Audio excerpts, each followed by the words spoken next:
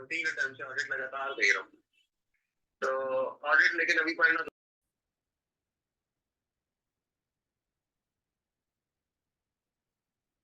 अस्सलाम वालेकुम स्टूडेंट्स, उम्मीद है आप खैर खैरियत से होंगे। बच्चों बिस्मिल्लाह पढ़ लें, दुरूद शरीफ पढ़ लें, फिर हम आगाज़ करते हैं जी। बिस्मिल्लाहिर्रहमानिर्रहीम। अल्लाहुम्मा सल्ली अला मुहम्मदिन व अला आलि मुहम्मदिन कमा सल्लैता अला इब्राहीम व अला आलि इब्राहीम इन्नका हमीदुम मजीद।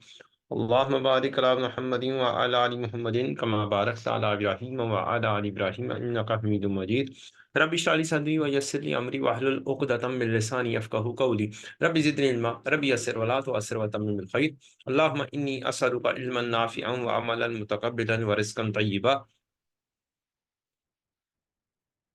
सबसे पहले बच्चों आगाज़ करते हैं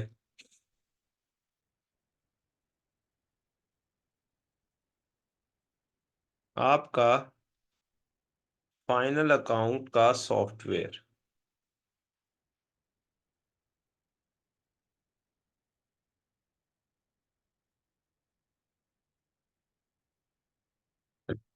सॉफ्टवेयर कहाँ से डाउनलोड कर सकते हैं, कहाँ से आप उसकी प्रैक्टिस कर सकते हैं, और कितने क्वेश्चन उसमें मौजूद है। मैं उसमें से एक मुश्किल क्वेश्चन जो है वो करवा देता हूँ आपको, आप एक आसान क्वेश्चन कर लें, या इसका वाइस वर्सा भी हो सकता है कि मैं आसान करवा दूं आप मुश्किल कर लें। लेकिन मेरा ख्याल है मैं मुश्किल ही करवा दूं तो ज़्यादा बेहतर है, आप आसान कर लें। आप अपने इंटरनेट पर जाएंगे और आई कैप के ऊपर जाएंगे, आई कैप की वेबसाइट पर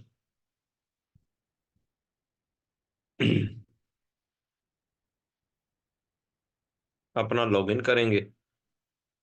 फिर आप पहुंचेंगे स्टूडेंट्स वाले एरिया पर। स्टूडेंट वाले एरिया में स्टडी रिसोर्सेज के अंदर PRC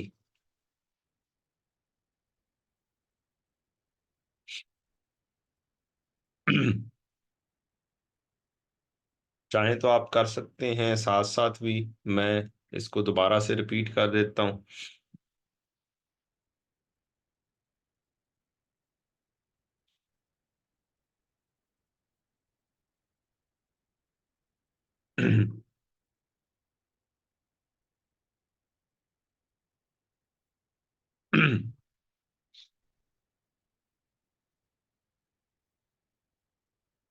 आप अपने आई कैप पर जाएंगे, वेबसाइट पर लॉगिन कर लेंगे, स्टूडेंट एरिया पर जाएंगे। स्टूडेंट एरिया के अंदर आप जाएंगे स्टूडेंट्स में स्टडी रिसोर्सेज पर। स्टडी रिसोर्सेज में प्री रिक्विजिट्स के ऊपर जब आप जाएंगे तो आपको मॉडल पेपर मिलेगा। स्टडी रिसोर्सेज में मॉडल्स पेपर्स पे आप क्लिक करेंगे तो आपको मॉडल पेपर एक ये चीज मिल रही है, ये आप डाउनलोड हो रहा है, या ये फाइनेंशियल स्टेटमेंट्स वाला ये डाउनलोड हो जाएगा। ये डाउनलोडिंग पर लग जाएगा और आप इनको डाउनलोड कर लेंगे। आप मॉडल पेपर्स देख भी सकते हैं और उसको रन भी कर सकते हैं। फिर ITA का किस तरीके से आपने रन करना है वो आ जाएगा। वो एक छोटी सी चीज़ है कि आपने ये असेसमेंट मास्टर डॉट एक्जी है, इसको रन करना है। और फिर इंट्रोडक्शन टू काउंटिंग का स्टूडेंट नेम ITA है, पासवर्ड 123 है, और आप इसको मल्टीपल टाइम्स रन कर सकते हैं और देख सकते हैं।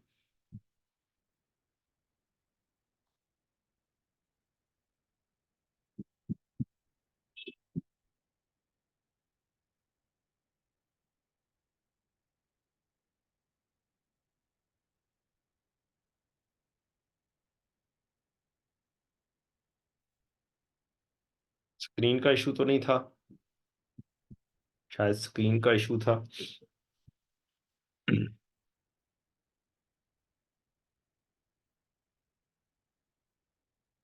शो होने का कोई इशू था।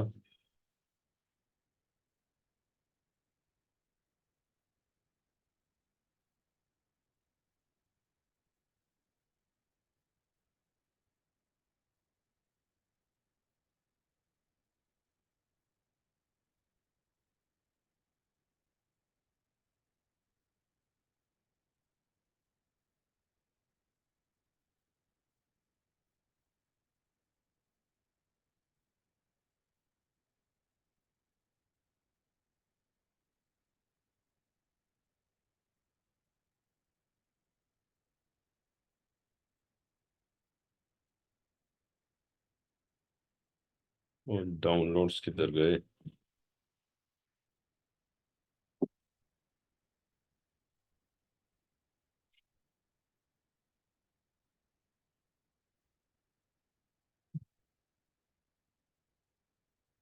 ITA।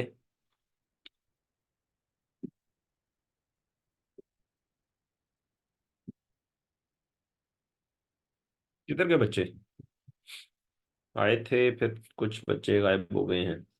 शायद स्क्रीन का इशू जा रहा था एक।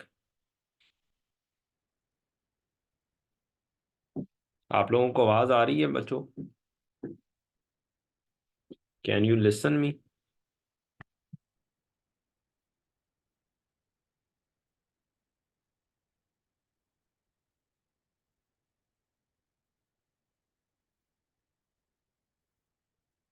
बच्चों, कैन यू लिसन मी?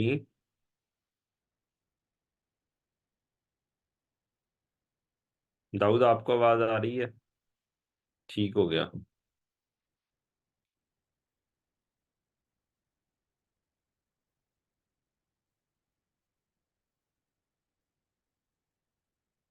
चलें, 1 मिनट ठहरे फिर।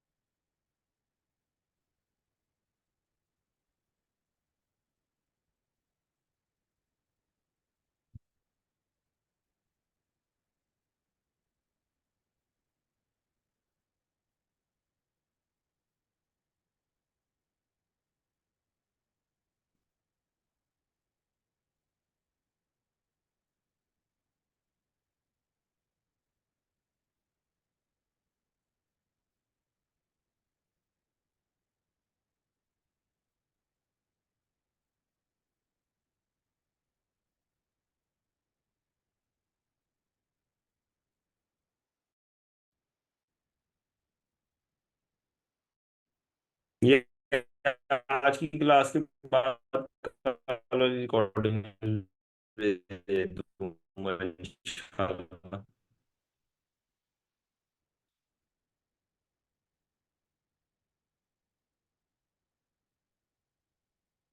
डाउनलोड्स में जब आप जाएंगे, ITA के फोल्डर के ऊपर क्लिक करेंगे तो फिर आपको असेसमेंट मास्टर जो है उसके ऊपर आपने क्लिक करना है।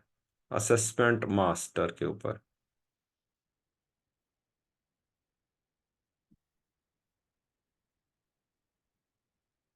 असेसमेंट मास्टर पे जब आप क्लिक करेंगे तो ये अपना काम करेगा। अपना काम करेगा, उसके बाद आपके पास लॉगिन आ जाएगा।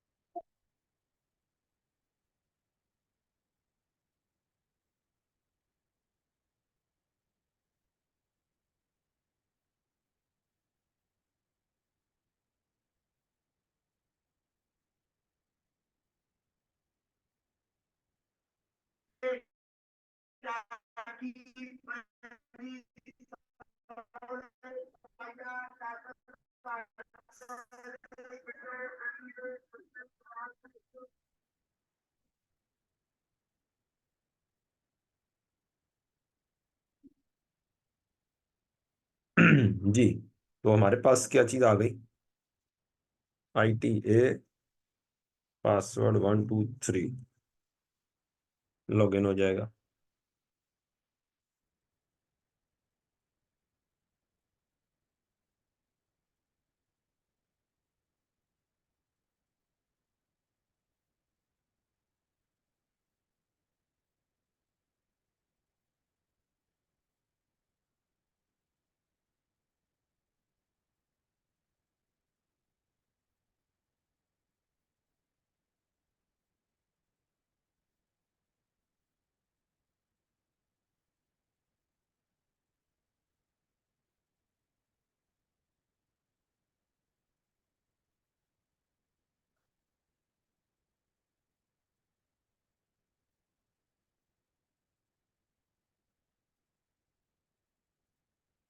ये हमारे पास क्या चीज आ गई है जी बच्चों?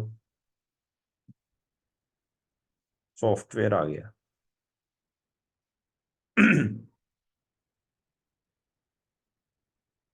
सॉफ्टवेयर में दो दत क्वेश्चंस हैं, एक और एक, दो।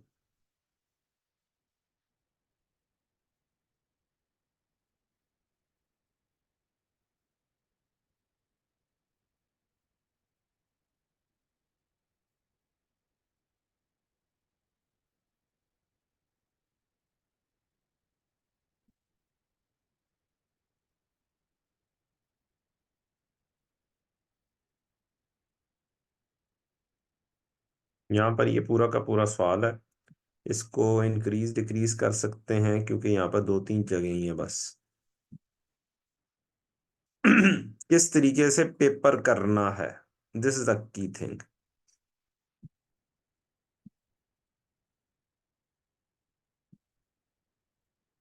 अब हमारे पास यहाँ पर रेवेन्यू में ऑप्शंस हैं, दो तीन ऑप्शंस हैं। फिर कॉस्ट ऑफ गुड्स सोल्ड में तीन चार ऑप्शंस हैं। जीपी में कोई ऑप्शन नहीं है, खुद कैलकुलेट करके लिखनी है। यहाँ पे फिर सेलिंग एक्सपेंसेस में फिर से ऑप्शंस हैं। अब हमारे पास बहुत सारी ऑप्शंस होंगी, हमने उनको क्या करना होगा? हमने उनको करना होगा ऐसे सिलेक्ट, सिलेक्ट करेंगे, कंट्रोल सी करेंगे, और इसी के नीचे जो शीट आ रही है उसमें जाएंगे, और इस शीट में जाके कंट्रोल वी कर देंगे।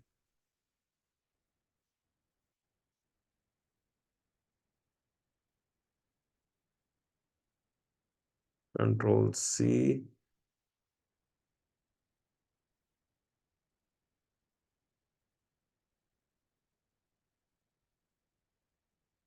Over here control V. तो यूं आपका जो पूरा का पूरा फॉर्मेट है वो हमारे पास शीट के अंदर आ जाएगा।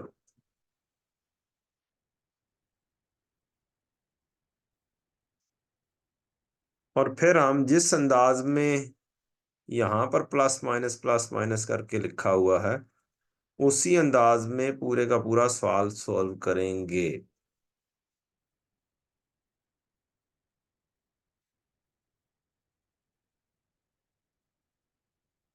Hope so you got the point.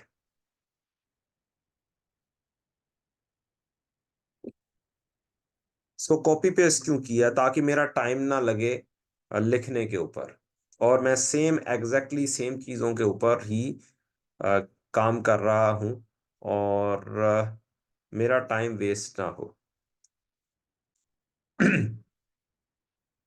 अब स्टेप्स हैं, फाइनल काउंट को करने के स्टेप्स हैं, वो क्या हैं? वो स्टेप्स ये हैं कि सबसे पहले आपने ट्रायल बैलेंस को पोस्ट करना है उसकी रेलेवेंट प्लेस पर, और वो ट्रायल बैलेंस भी हम साथ साथ देख देख के पोस्ट कर लेंगे। मींस अगर कोई चीज समझ नहीं लगेगी, तो मसलन आप ये सोच रहे हैं कि ये सेलिंग एक्सपेंसेस में जाना चाहिए या एडमिन एक्सपेंसेस में जाना चाहिए, तो हम यहाँ से स्क्रॉल डाउन करके देख लेंगे, यार इसने सेलिंग में वो वाली वैल्यू लिखी हुई है या एडमिन में वो वाली वैल्यू लिखी हुई है। तो ये सबसे पहले जो लाइन आइटम नजर आ रही है 37,750 सेलिंग एक्सपेंसेस की, ये सेलिंग एक्सपेंसेस आपको ट्रायल बैलेंस में गिवन किए होंगे, सबसे पहले वाली वैल्यू। इसी तरह से कॉस्ट ऑफ सेल्स की अंदर सबसे पहले वाली वैल्यू भी गिवन होगी। अब हम चलते हैं, ये पूरा सवाल सॉल्व करते हैं, फिर सारे का सारा जब सवाल सॉल्व होगा ना, तब आपको मजा आएगा, और तब आपको पता चलेगा कि यस, अच्छा इस तरीके से करना था और इस तरीके से हो सकता है।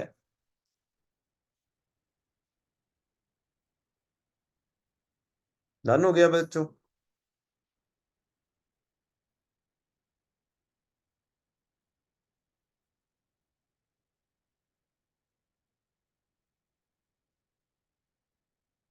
अब इसको आपने कर लिया कॉपी पेस्ट।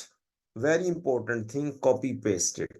ये कॉपी पेस्ट आपकी जिंदगी स्कूल में लेकर आएगा। जो चीज आप हार्ड फॉर्म में करते हैं वो आप साथ साथ ही इसी शीट को यूज करके करेंगे, और साथ साथ ही काम करेंगे। आप इस तरीके से आराम से it's a guarantee from me, आप आराम से 15 मार्क्स ले सकते हैं 20 में से। 15, 17, 16, 12, 14, 20, इवन आराम से। हर लाइन आइटम, मसलन आपने ये सेल्स सही सिलेक्ट कर दी ना कि ये वाली है, तो आपको 1 मार्क्स समझे तकरीबन मिल गया, या 0.75 मार्क्स मिल गया।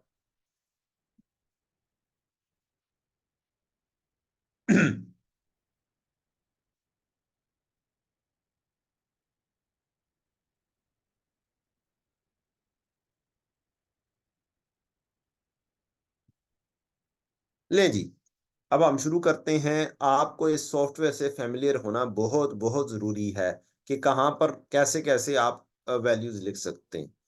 तो अगर प्रैक्टिस नहीं की हुई आपने, तो इसके के साथ थोड़ी-सी प्रैक्टिस कर लें। ये सेम वही वाला सॉफ्टवेयर, उसी का रेप्लिका है जो आपका पेपर में आता है। यहाँ से आप अपने लिए ये इस्तेमाल कर सकते हैं, क्योंकि पेपर में आपको तो नज़र आ रहा होगा आराम से, और आप इस हिस्से को थोड़ा-सा एनलार्ज कर सकते हैं, ऐसे खींच के। और इस हिस्से को भी आप थोड़ा-सा रीएडजस्ट कर सकते हैं कि आपको जितना क्वेश्चन चाहिए उतना नज़र आ जाए, और बाकी आपका ये हिस्सा आपको नज़र आता रहे। हम इसे 80% पे रख के चलते हैं, ताकि आपको कुछ सही तरह से नज़र भी आ जाए थोड़ी-सी स्क्रीन। अच्छा, आपने पहला स्टेप किया, आपने कॉपी पेस्ट कर लिया, ठीक?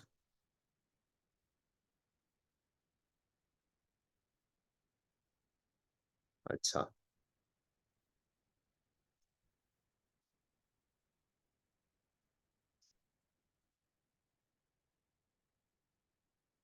यहाँ पे अगर आपने मसलन रो इंसर्ट करनी हो, तो फिर पता नहीं कहाँ से आएगी, इंसर्ट ऐसे होगी।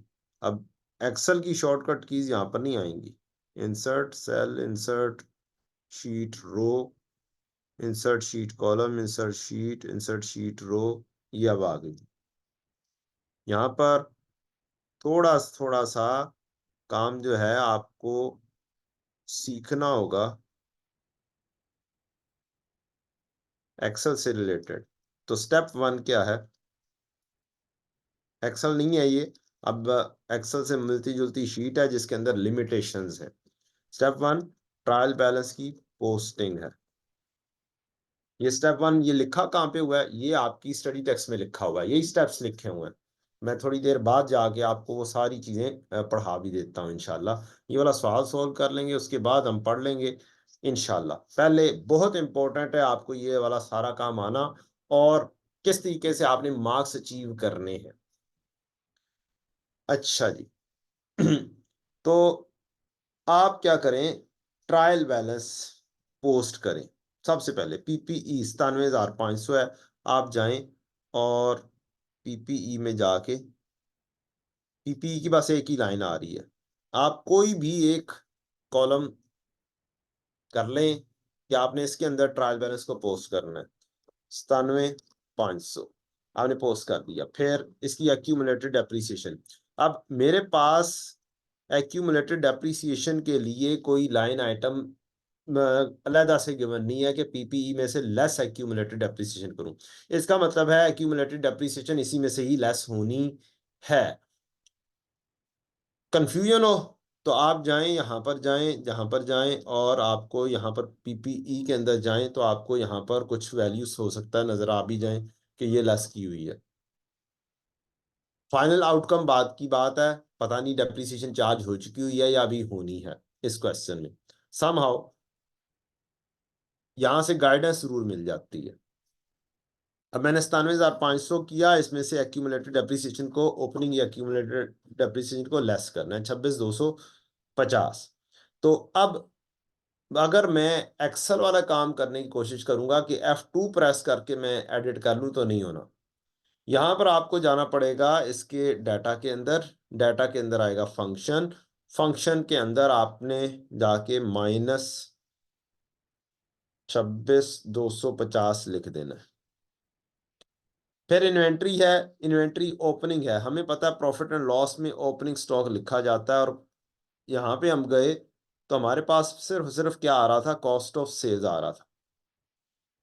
लेकिन हमें पता है कॉस्ट ऑफ सेल्स मजमूआ है हमारे opening stock plus purchase minus purchase return minus closing stock. तो मैंने ये opening stock plus purchase minus purchase return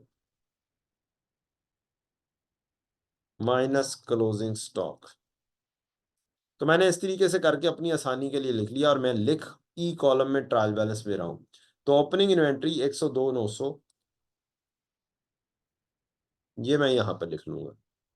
उसके बाद ट्रेड रिसीवेबल है 127,050, ट्रेड रिसीवेबल बिल्कुल जैसे हमें दिया गया है, हमने उसी तरीके से परफॉर्म करना है जैसे इसको परफॉर्म करने का हक है। हर क्वेश्चन को डील करने का अपना एक तरीका होता है, यहां पर जैसे एग्जामिनर ने किया है हमें वैसे ही सॉल्व करना आना चाहिए। ट्रेड रिसीवेबल्स 127,050, 127,050, ये मैंने लिख दिया।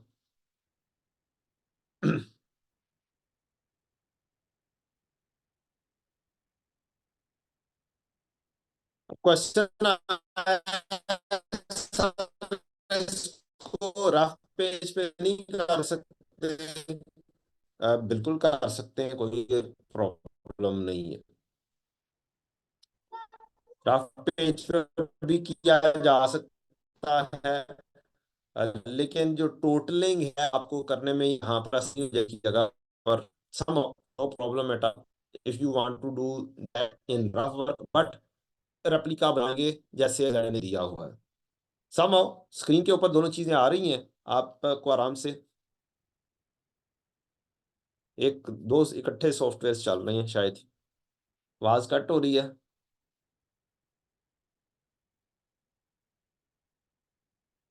अच्छा एक मिनट फिर ठहरे जरा।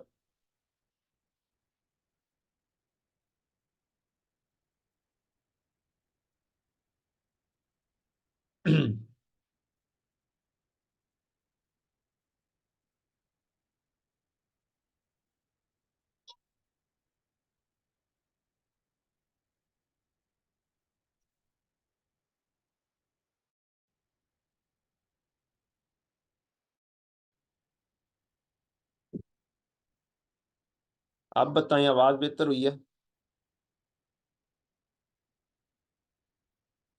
आवाज बेहतर हुई है?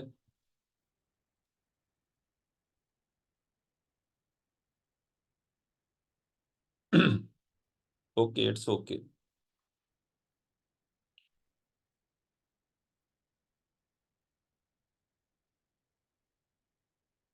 127,050 आपने यहाँ पे ट्रायल बैलेंस जोन सा आपने कॉलम वो किया है, ई कॉलम या डी कॉलम, जोन सा भी आप कॉलम सेलेक्ट कर लें, बस उसके अंदर आपने इसको लिखते चले जाना है।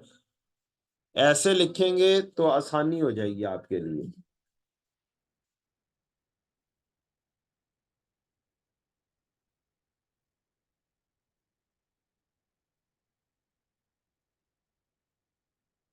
ये काम आप मैनुअली भी कर सकते हैं, नो प्रॉब्लम, बस मैनुअली करने में आपके खाम खामे 4-5 मिनट लगेंगे उस चीज के ऊपर कि आप ये वाली सारी बातें लिख रहे होंगे, फॉर्मेट से देख के लिख रहे होंगे, क्योंकि जिस फॉर्मेट पे क्वेश्चन का आंसर करना है उसी फॉर्मेट पे होना चाहिए। सिस्टम परपेचुअल है, और तो परपेचुअल के हिसाब से, सिस्टम पीरियोडिक है, पीरियोडिक के हिसाब से करना है, लेकिन करेंगे उसी फॉर्मेट में जिस फॉर्मेट पे आपको आंसर दिया हुआ है। तो बड़ा आसान हो जाता है कि आपने कॉपी पेस्ट किया, नीचे लिखा, अब आपने असल काम शुरू कर दिया। दैट्स वाई मैं ये कह रहा हूं कि आप इस फॉर्मेट के ऊपर क्या करें, काम कर लें। यस, फॉर्मेट हर क्वेश्चन के लिए डिफरेंट ही होगा, सेम नहीं होगा, लाजमी नहीं है। अगर आप ये सोच रहे हैं कि जी एक ही फॉर्मेट है ना, सवाल ही नहीं पैदा होता।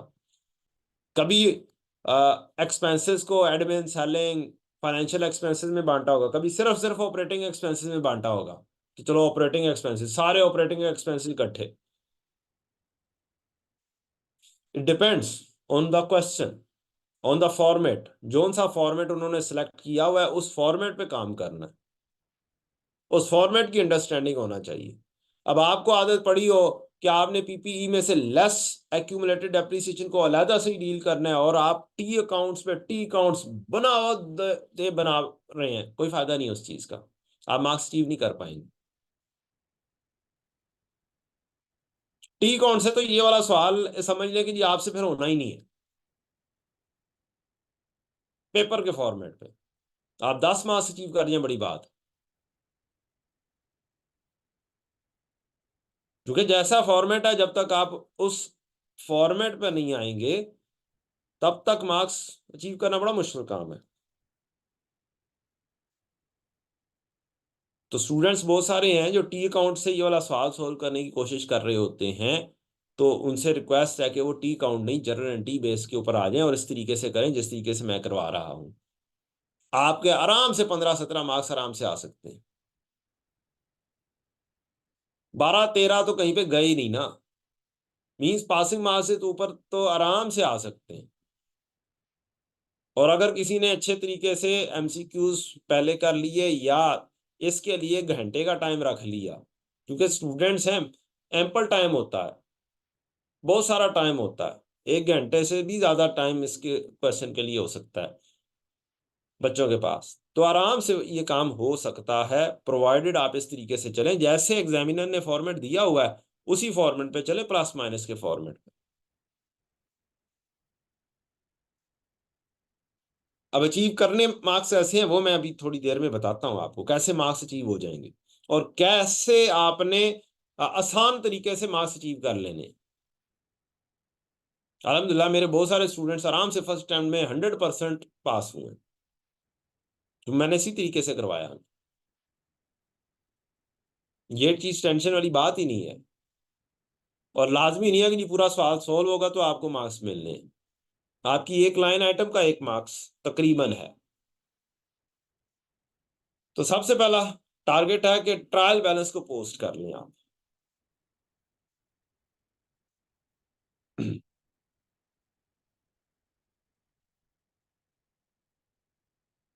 97,500, 26,250 आपने लेस कर दिया, फिर 102,900 आपने लिख लिया, ट्रेड रिसीवेबल 127,050 लिख दिया, फिर आता है आपका प्री पेमेंट्स 2340। तो आप देखेंगे यार प्री पेमेंट की लाइन भी है या नहीं है, trade receivable, provision for doubtful date, other receivable और प्री पेमेंट की अलग से लाइन है। तो आप यहाँ पर 2340 डाल देंगे। अगर आप कंफ्यूज हैं तो जाएं ऊपर से और यहाँ पर जाएं, यहाँ पर कोई चीज नजर आ रही, 2340 बिल्कुल नजर आ रहा है। अब इसके अंदर कोई एक आधी एडजस्टमेंट भी है प्री पेमेंट से रिलेटेड, तकरीबन हर लाइन आइटम में कोई एक आधी एडजस्टमेंट मौजूद होगी।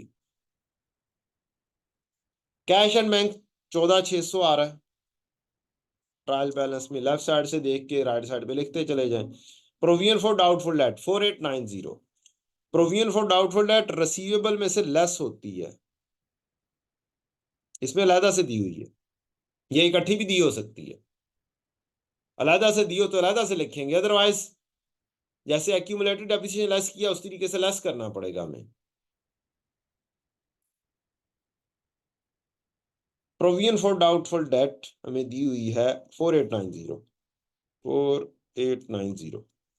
इस चीज में आपने डेबिट एंड क्रेडिट की टेंशन नहीं लेनी फिलहाल, वो बात की बात है, पहले ट्रायल बैलेंस पुट इन होना चाहिए।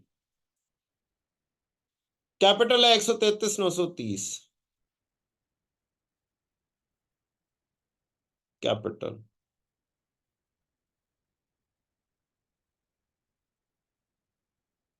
133,930। अभी भी आवाज कट रही है यार, मैं कुछ और करता हूँ फिर, देखते हैं कुछ और सोल्यूशन क्या हो सकता है।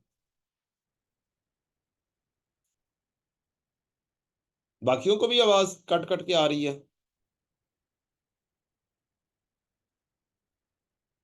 अब आ रही है, क्लियर है?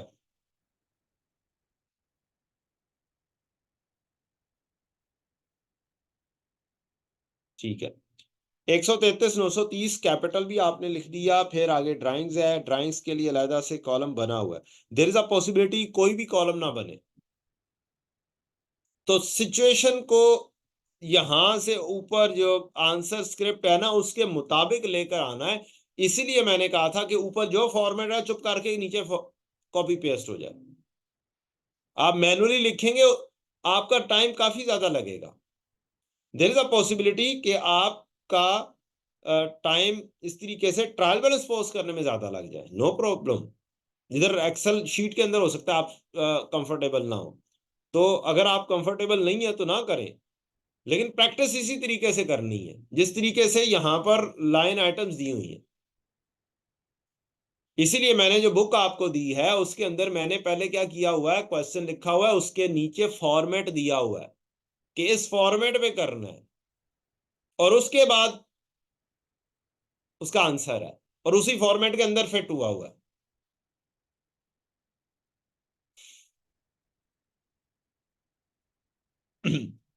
कैपिटल 133 930। नेट प्रॉफिट तो बाद में आएगा, ड्राइंग्स आ गई 25 440। 25 440 लेफ्ट साइड से देखा और राइट साइड पे लिख दिया। 14% लोन 52 500। 14% लोन, एक लॉन्ग टर्म लोन आ रहा है, एक करंट मैच्योरिटी आ रही है, तो ये लॉन्ग टर्म लोन के अंदर फेंकेंगे आप। 52 500 आ गया, ये आ गया।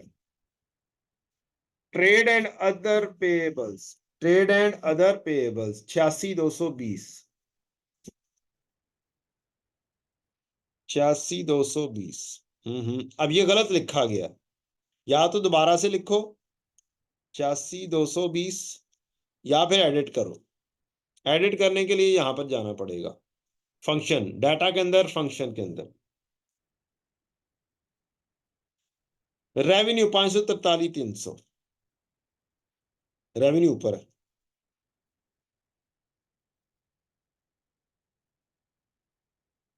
543 300। अब ये गलत लिखा गया, कोई टेंशन नहीं, यहां पर जाएं 543 300। परचेजेस, अब हमें पता है कि हमें कॉस्ट ऑफ सेल्स की एक लाइन आइटम दी गई है, ओपनिंग स्टॉक प्लस परचेजेस। यहां पर एडिट में जाएंगे, प्लस लिखेंगे 449 400, ये परचेजेस आ गई। Selling and distribution expenses 33 750। 33 750। Then admin expenses 22 380। 22 380। Rent income 11 400। Other income यहाँ पे कोई होगी, ये अदर इनकम आ रही है, अब ये बाद में लिखी हुई है, कभी पहले लिखते हैं, तो जिस तरतीब से उसने दिया हुआ है उसी तरतीब से खुद ब खुद लिखा जाएगा। 1140।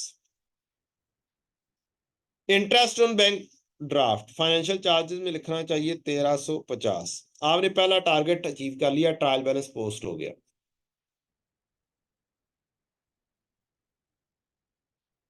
फिर से कहा गया कि आवाज क्लियर नहीं आ रही, जरा कोई स्टूडेंट दोबारा से बता दे, बाकी स्टूडेंट्स बता दें। बेटा अगर आपको नहीं आ रही और बाकियों को आ रही है, इसका मतलब है problem is on your side. Kindly आप एक काम करें कि या तो रीज्वाइन कर लें। ठीक, मैंने तो कहा कि शायद कोई क्यूरी आई है। ये बस ये ट्रायल बैलेंस के फौरन बाद एडिशनल इन्फॉर्मेशन को टच करने लगा हूं अब। अभी तो असल काम करने लगा हूं अब आपके लिए, क्योंकि ये ना किया होता तो फिर होना नहीं था। अब आए एडिशनल इंफॉर्मेशन। सबसे पहले ये बताएं आप लोग, आसान काम पहले करना चाहिए, मुश्किल काम पहले करना चाहिए?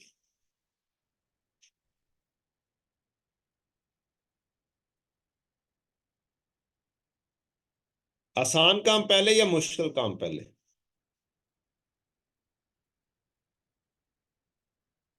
मार्क्स की जल्दी जल्दी दोनों साथ साथ नहीं हो सकते बेटा, आसान और मुश्किल, दैट्स नॉट पॉसिबल। आसान पहले होना चाहिए। अब लेफ्ट साइड पर एडजस्टमेंट पढ़ें और खुद बताएं सबसे आसान एडजस्टमेंट कौन सी है।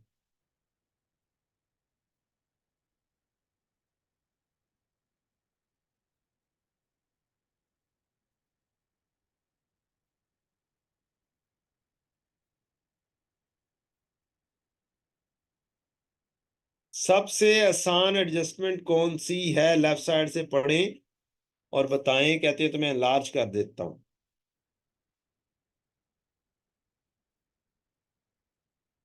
थोड़ी सी हम इसकी जो परसेंटेज है पढ़ने के लिए, ये लार्ज कर लेते हैं, 90 पर चले जाते हैं या 100 पे चले जाते हैं। 100 पे तो शायद स्क्रीन का मसला हो जाएगा।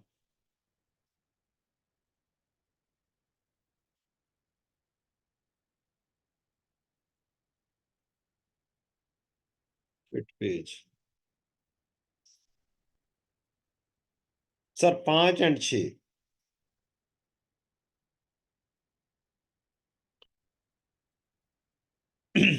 एक बात याद रखें बच्चों, ये जो डेप्रीसिएशन की एडजस्टमेंट है और ये प्रोविजन फॉर डाउटफुल डेट की एडजस्टमेंट है, ये आपको हमेशा एंड पर करनी चाहिए, पहले नहीं करनी चाहिए। पूछें क्यों?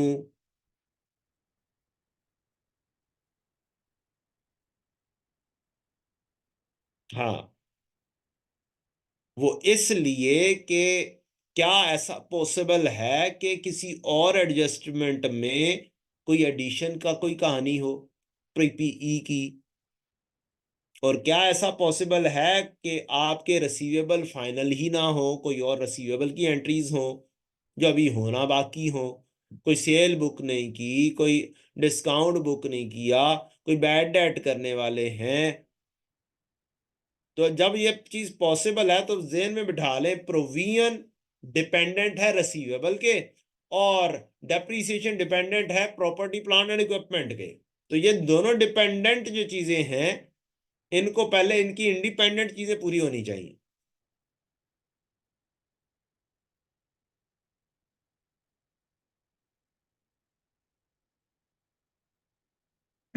ले, 3 नंबर पहले। अब भाई ने कहा, बच्चे ने कहा कि 3 नंबर कर दें। 3 नंबर पढ़ेगी। On 1 June 20, define your year first. सबसे पहले आपका साल है 31 दिसंबर, ईयर एंड। ठीक हो गया। कहता है जी, on 1 June 20 a machine was given at a quarterly rent of 570।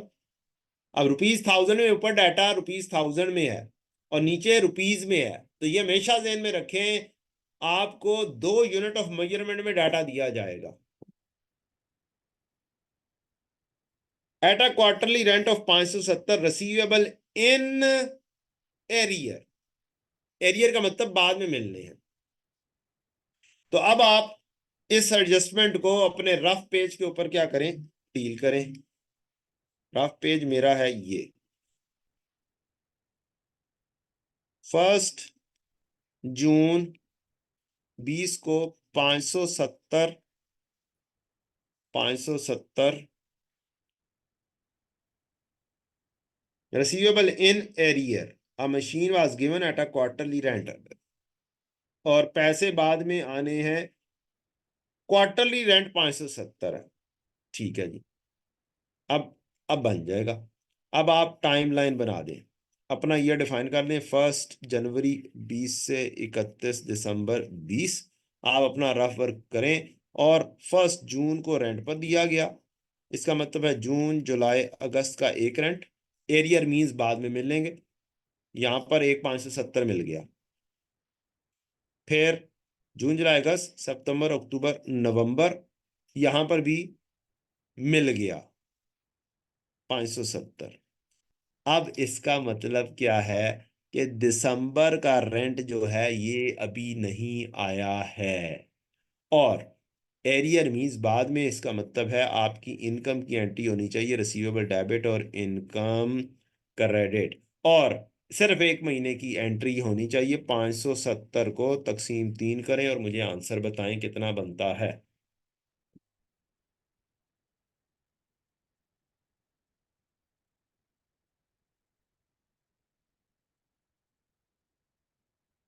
190 बनता है, तो ये आपकी एंट्री बनती है।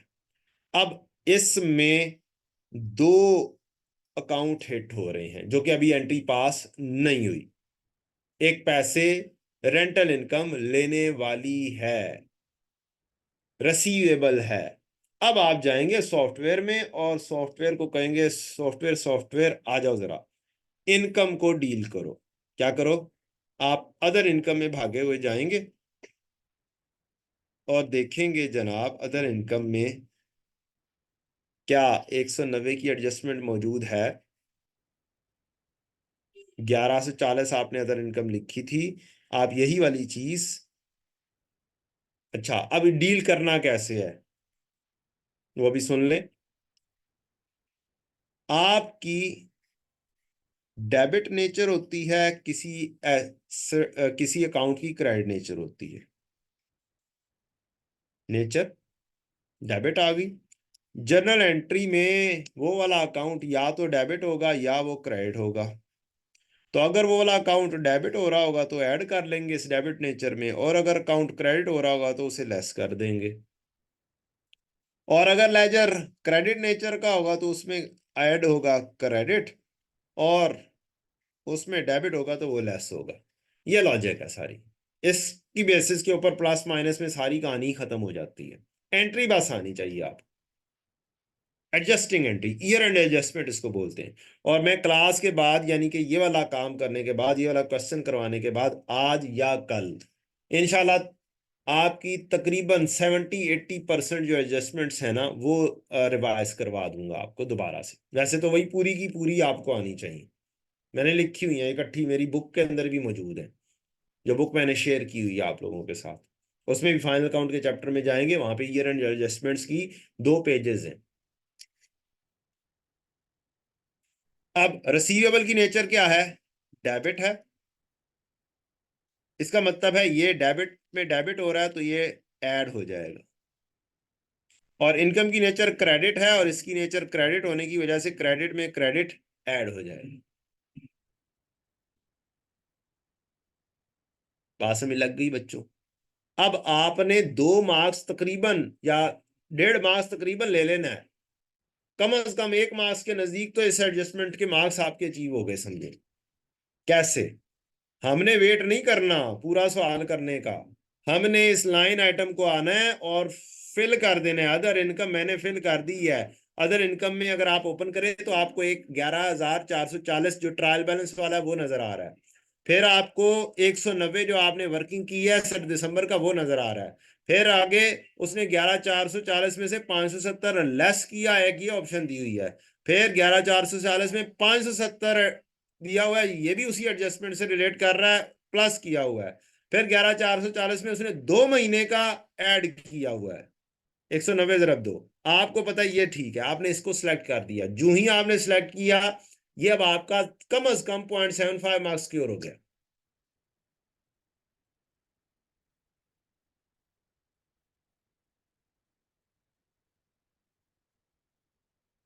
570 को तकसीम 3 कैसे किया? एक क्वार्टर में 3 महीने होते हैं, इस वजह से तकसीम 3 किया। मुझे 1 महीने की वैल्यू चाहिए थी।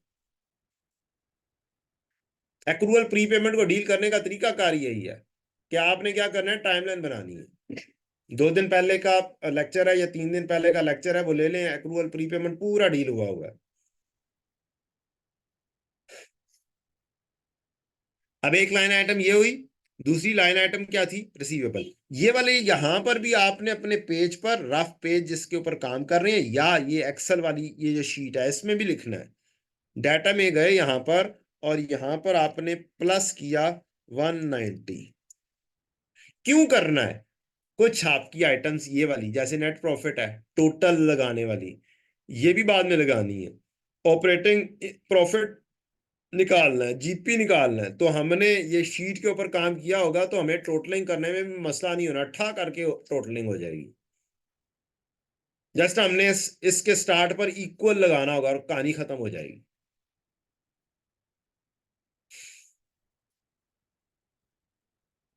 अच्छा जी, दूसरे का दूसरा था आपका रसीवेबल। अब रसीवेबल कौन से वाला रसीवेबल? ट्रेड रिसीवेबल होगा? नहीं, ट्रेड रिसीवेबल में तो डेटर्स डील होने हैं। ये तो अदर इनकम से रिलेट कर रहा है, तो इसका मतलब है ये अदर रिसीवेबल में डील हो रहा होगा। तो ये अदर रिसीवेबल में अगर ये डील हो रहा होगा तो अदर रिसीवेबल का टोटल था कितना?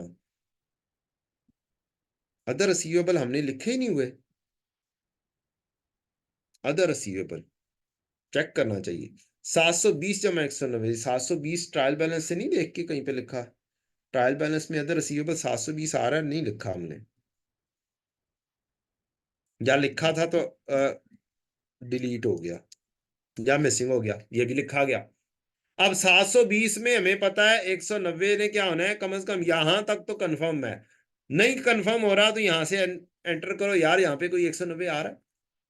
190 भी आ रहा है। 380 भी उसी एडजस्टमेंट से रिलेटेड 2 महीने के आ रहे हैं। 190 माइनस भी होता नजर आ रहा है, 570 भी, यानी कि इस हर लाइन आइटम में तकरीबन एक एंट्री है बस। एक एडजस्टमेंट की तो आपका 1.5 मार्क्स बनता है 2 लाइन आइटम्स को क्लियर करने के लिए, सिर्फ एक एडजस्टमेंट की तो।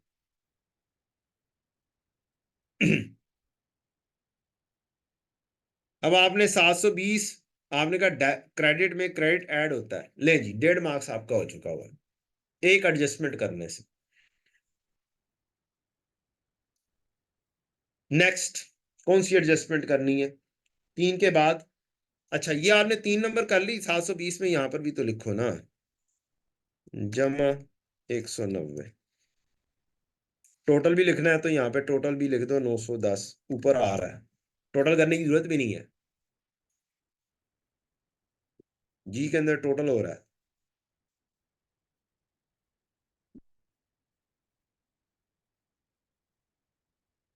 यहाँ पे भी 1330 लिख सकते हो कि ये अदर इनकम का टोटल हो गया ऊपर से देख के।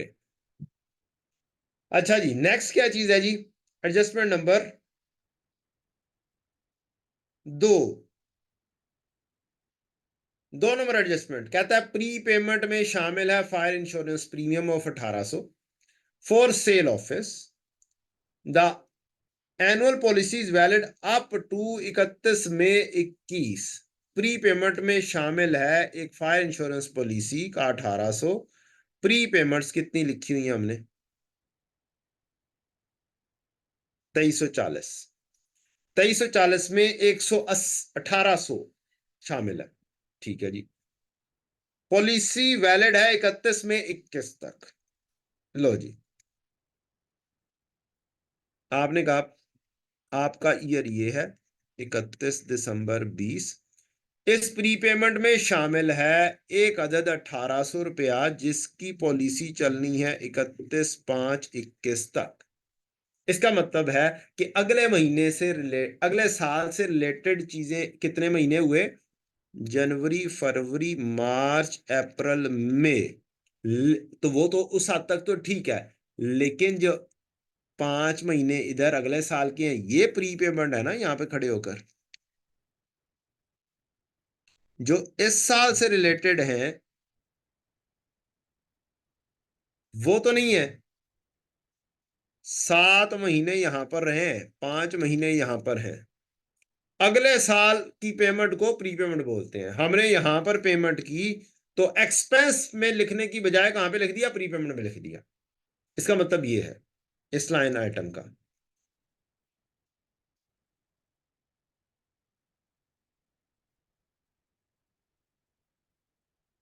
दोबारा से पढ़ा देता हूं आपको।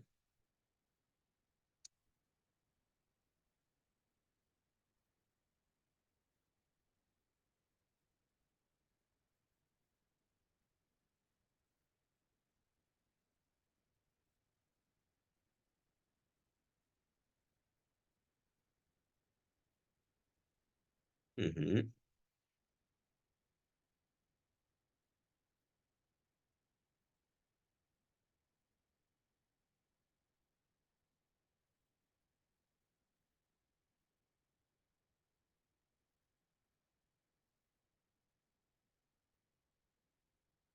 जाना यार, सिलेक्ट कर लेने दे मुझे, उधर एडजस्टमेंट ले जाऊंगा। कदरे आसानी हो जाएगी सारी समझाने में।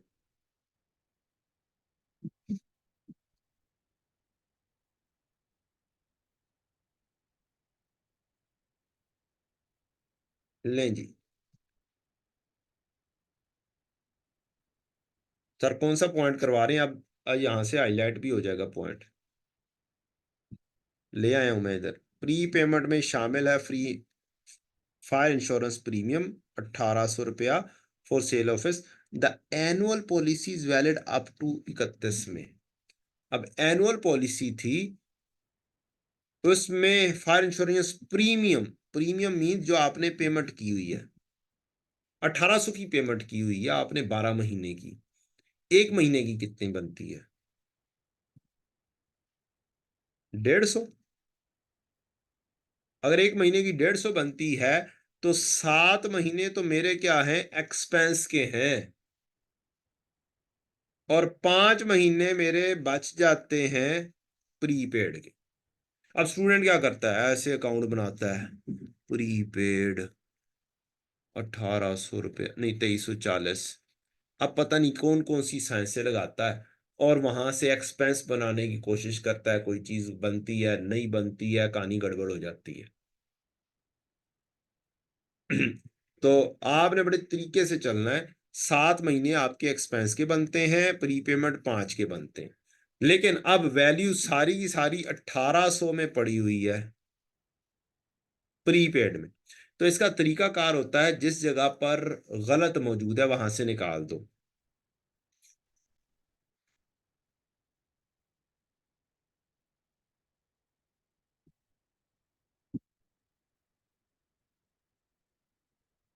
और जिस जगह की है वहां लिख दो, ऐड कर दो। बताएं जी, 15 7 105, 1050, और ये प्री पेमेंट बनती है 750। गलत पड़ी प्री पेमेंट में 1050 हुई है, जो कि मेरा एक्सपेंस है, तो मेरी एंट्री क्या बन जाएगी फिर इस एडजस्टमेंट की? एक्सपेंस डेबिट और प्री पेड क्रेडिट। ये it is not a routine entry.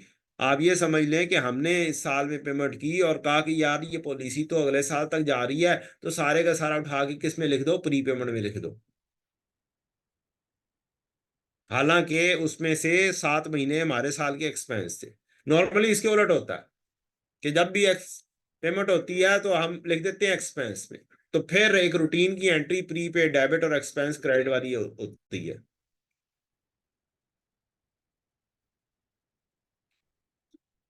अब गलत प्रीपेड में लिखा हुआ है इस क्वेश्चन में, तो एंट्री क्या हो जाएगी? Expense debit prepaid credit 1050। ये तब आप सही कर सकते हैं बड़ा अच्छा सा काम, जब आप डिटेल में मैक्सिमम प्रैक्टिस करें एडजस्टमेंट एंट्रीज की, तो बस आपको तरीका आता हो। क्योंकि trial based posting is not a science, only practice of the adjustment should be needed, कि हर एडजस्टमेंट की जनरल एंट्री क्या बनती है, वो आपको आती होगी तो आप आराम से कर सकते हैं पेपर। नहीं आती होगी तो वो करना मुश्किल। अब एक्सपेंस डेबिट है, इसकी नेचर भी डेबिट है, डेबिट में डेबिट ऐड होता है। प्रीपेड की नेचर भी डेबिट है, और डेबिट में क्रेडिट लेस होता है। तो आपका एक जगह पे प्लस आ रहा है, एक जगह पे माइनस आ रहा है। ये नेचर और ये जर्नल एंट्री की कहानी। तो एक्सपेंस, इंश्योरेंस एक्सपेंस, अब आपको इंश्योरेंस एक्सपेंस को भी ढूंढना पड़ेगा सॉफ्टवेयर में कि इंश्योरेंस एक्सपेंस कहाँ पे फाइल किया हुआ है। समहाउ प्री पेमेंट के ऊपर आप जाएंगे, प्री पेमेंट में से तो गेट आउट बोलो ना। अब देखें, एक ही एडजस्टमेंट आ रही है, 2340। 2340 में से 1050 लेस करो, 2340 में से पूरा 1800 लेस करो, या 2340 में से 750 लेस करो। असल में क्या लेस होना चाहिए? 1050। अगर आपका कॉन्सेप्ट ठीक है तब आप कर पाएंगे, चाहे आप टी काउंट से वर्किंग कर रहे हो चाहे जैसे मर्जी कर रहे हो, असल में तो आपने चीज बनानी है ना।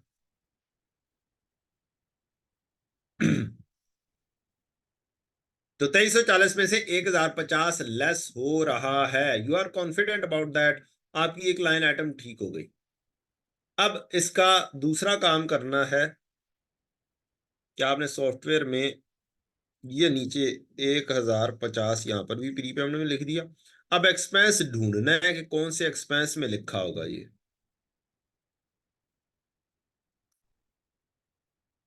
मोस्ट प्रोबेबली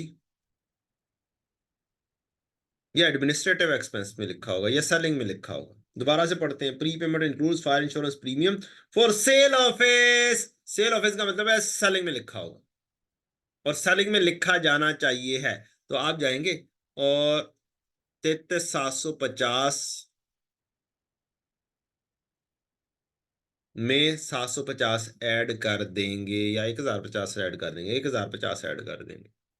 ये एंट्री आ गई। आप आपकी दो लाइन आइटम्स पे से ठीक हुई, 3 मार्क्स आपके पूरे हो गए। मैं सेफर साइड में रख के 0.75 मार्क्स गिर रहा हूं एक लाइन आइटम का।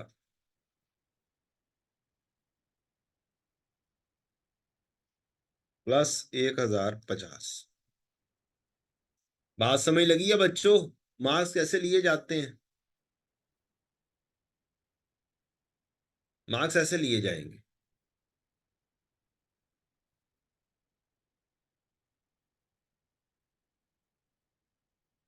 अब आपने दो भी कर लिया, तीन भी कर लिया। आप क्या करें, अपने रफ पेज के ऊपर टॉप पर जहां पे कर रहे हैं वहां पर एडजस्टमेंट नंबर लिखें कि जनाब मैंने कौन कौन सा कर लिया है, क्योंकि अब आप टिक नहीं कर सकते। दो कर लिया, तीन कर लिया।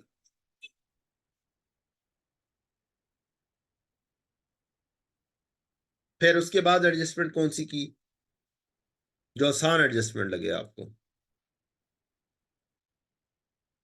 यहां से करते हैं। दो हो गई, तीन हो गई, मशीन के वन ऑन रेंट वाली भी हो गई।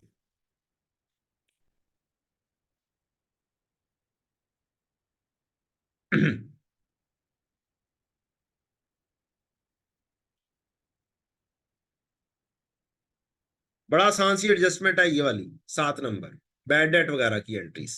तो जिस हद तक बैड डेट वगैरह की एंट्रीज हैं उस हद तक तो की जा सकती है। प्रोविजन की कहानी बाद में देखेंगे।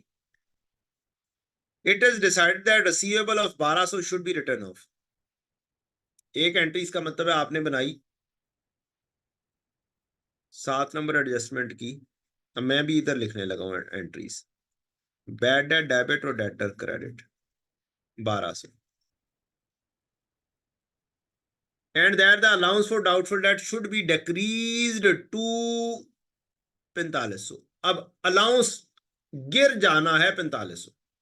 तो आप यहां से PFDD, क्योंकि अब इस क्वेश्चन के अंदर वर्किंग नहीं दी हुई, उसे सीधा सीधा सा बताया कि जी इतने के ऊपर गिर जाना है अलाउंस। 4500 CD हो जाना है। BD हमें क्वेश्चन के अंदर दिया हुआ है ट्रायल बैलेंस में। हम सॉफ्टवेयर पर आए। सॉफ्टवेयर किधर गया? और ट्रायल बैलेंस से हमने देखा प्रोविजन कितनी दी हुई है, 4,890।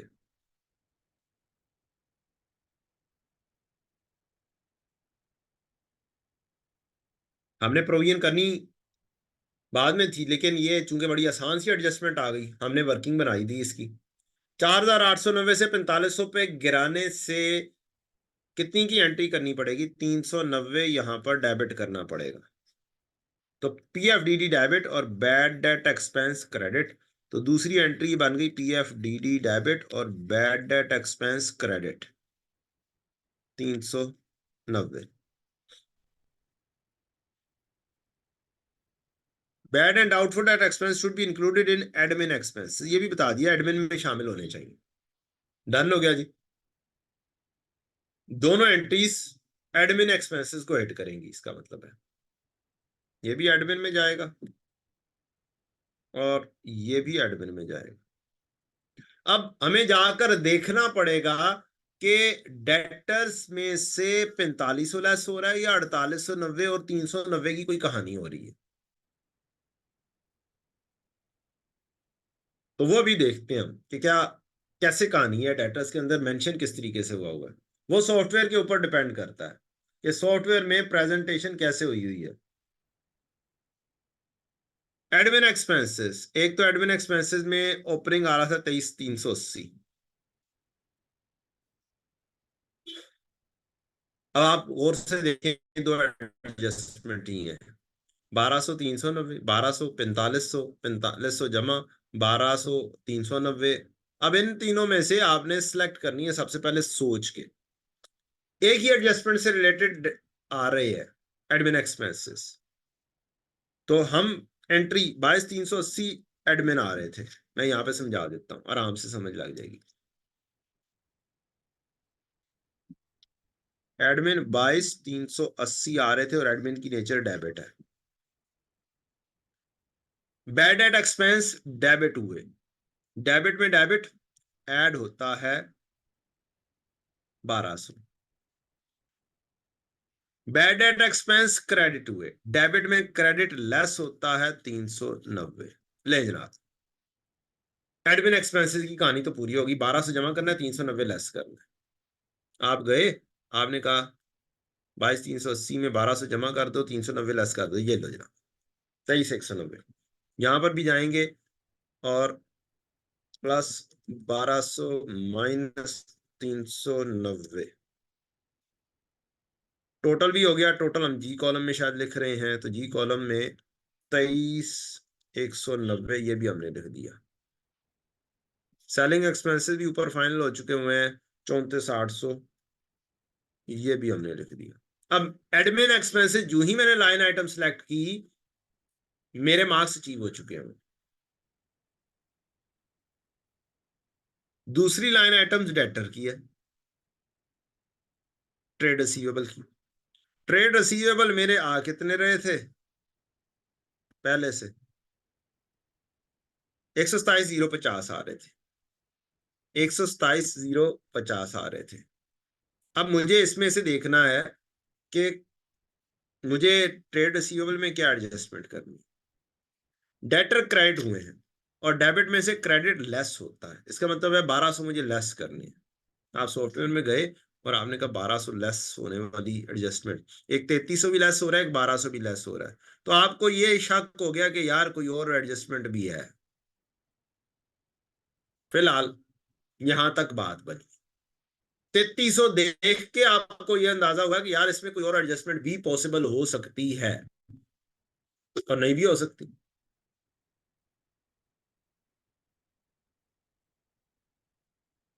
1200 12 आपने लेस कर दिए फॉर द टाइम बीइंग, लेकिन आपने कहा यार मैं इसको फाइनल नहीं करता। -1200 प्रोविजन, प्रोविजन फॉर डाउटफुल की वैल्यू खाली है और हमें पता है जो उसने बताया हुआ है कि डिक्रीज्ड टू 4500 है। तो आप यहाँ पे चुप करके 4500 भी लिख देंगे, डिक्रीज्ड टू का मतलब। अब आपने ये दो लाइन आइटम सेलेक्ट की, समझे आपको मार्क्स मजीद अचीव हो गए। तीन लाइन आइटम्स आपने सेलेक्ट की, इसका मतलब है 2.25 मार्क्स आपके हो गए, 0.75 मार्क्स ईच। अगर मैं 0.75 कंसिडर करूं, अगर एक कंसिडर करूं एक लाइन आइटम का, तो फिर तीन।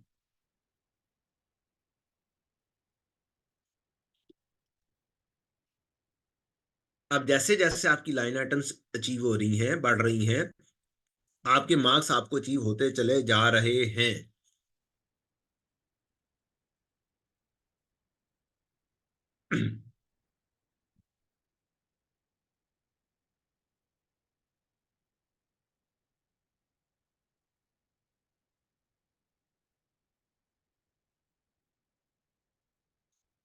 अच्छा जी, हम फिर किधर गए उसके बाद? आपने कहा जी ये 7 नंबर तो प्रोविजन हमने एंड पर करनी थी, लेकिन ये तो पहले ही डील हो गई है, इसका ये भी हो गया, ये भी हो गया। अब डिपेंड करता है, एडजस्टमेंट आसान आ गई मुश्किल आ गई, कौन सी आसान है कौन सी मुश्किल है। नॉर्मली इन्वेंट्री की मुश्किल होती है, नॉर्मली इन्वेंट्री की एडजस्टमेंट मुश्किल होती है, तो उसके ऊपर हाथ ना डाला करें सबसे स्टार्ट, उसको बाद में डील किया करें जब बाकी आसान एडजस्टमेंट्स हो जाए। लोन की adjustment, loan was acquired on 1 March 20 and the principal is repayable in 6 equal annual portion along with interest on 28 February each year। हमने इस साल में लिया था, टाइमलाइन बनाई लोन की।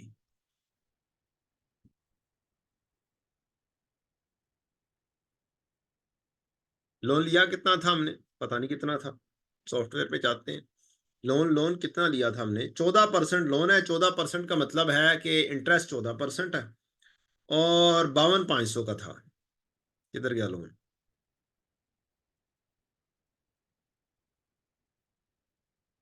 ये 52,500, और लेफ्ट साइड से यहाँ पर कहीं पे 52,500 आ रहा है। 14% लोन 52,500 का।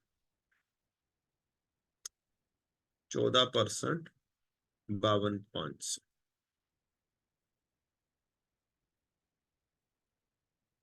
Loan was acquired on 1 March 2020। Okay, 1 मार्च 20 को लिया गया, और 6 इक्वल एनुअल इंस्टॉलमेंट्स में पे करना है। इसका मतलब एक अगले साल में होगा। पहली इसकी पेमेंट यहां पर, पहली इंस्टॉलमेंट कितनी होगी? 52,500 तकसीम 6,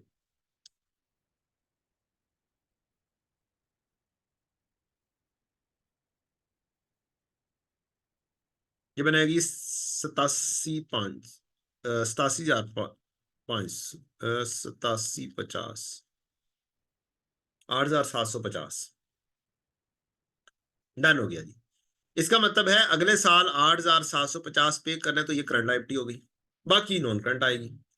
टोटल है 52,500। 52,500 में से 87,50 लेस कर दे तो 52,500 माइनस 87,50 लेस कर दें तो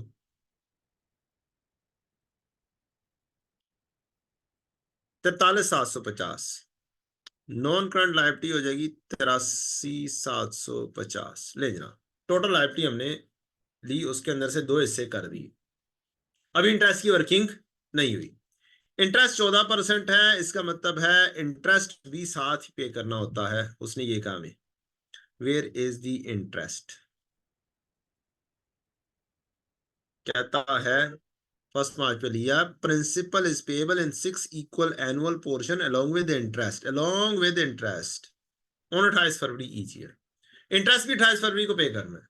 इसका मतलब हमें यहां पर इस पूरे साल की इंटरेस्ट एक्सपेंस डेबिट और इंटरेस्ट पेबल की एंट्री पास करनी चाहिए है।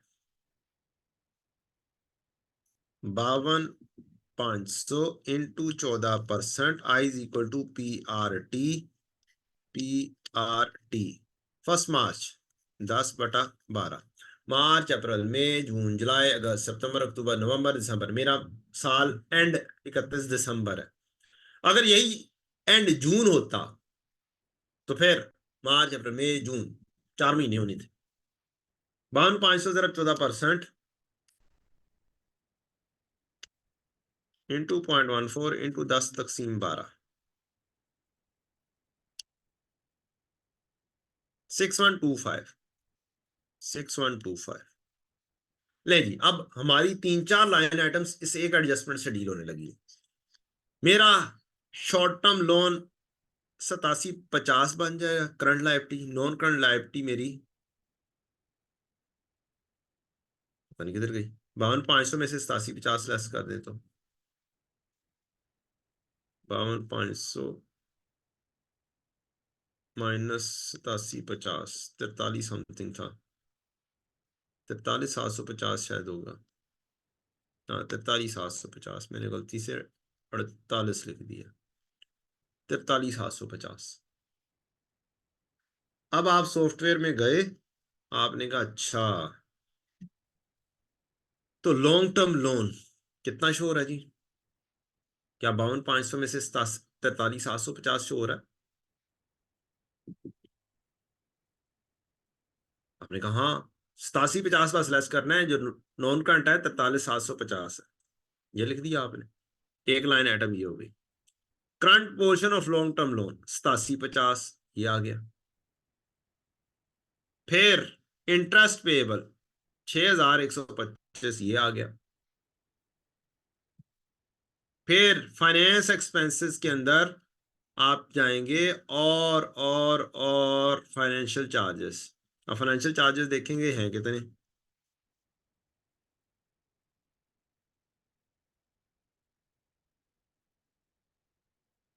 फाइनेंशियल चार्जेस 1350 है।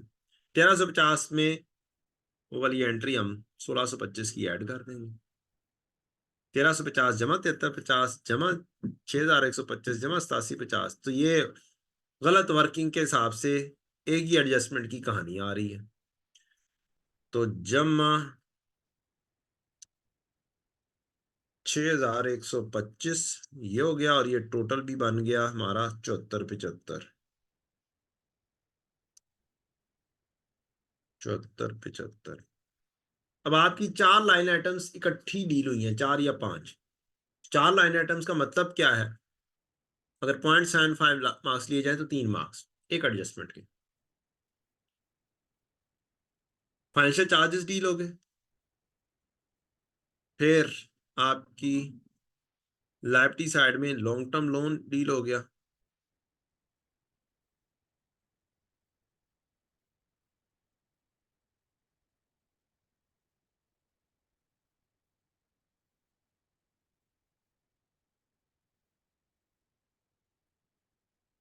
-8750 यहां से लेस कर दो। इंटरेस्ट पेबल 6125 लिख दो। 6125, 6125 लिख दो। करंट मेच्योरिटी 8750 लिख लो।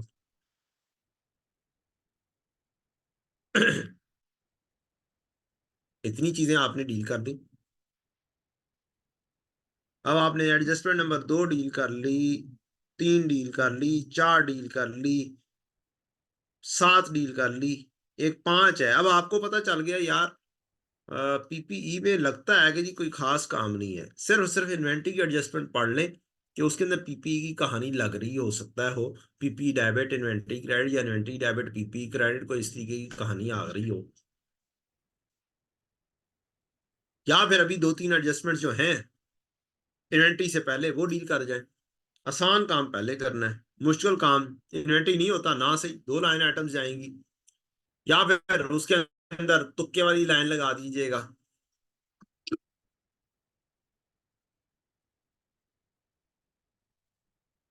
असल काम है।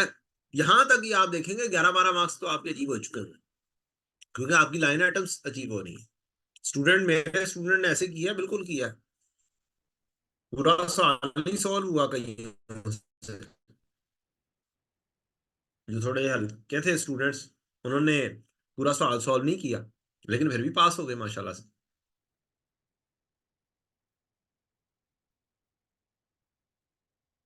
जो स्टूडेंट अच्छे थे वो शायद पूरा भी करके आए हो। बहरहाल आके कहानियां सारी नहीं बताते, कोई पूरी बता देता है, कोई नहीं बताता।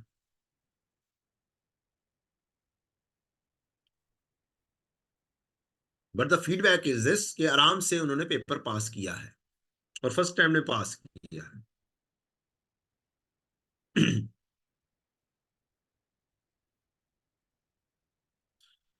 कौन सी एडजस्टमेंट करवा दी जाए अब आपको? असल चीज है एडजस्टमेंट्स का। इंग्लिश पढ़कर उसको जस्ट समझना कि कहा क्या है, ये स्टूडेंट्स को नहीं आता, बड़ा मुश्किल हो जाता है उनके लिए।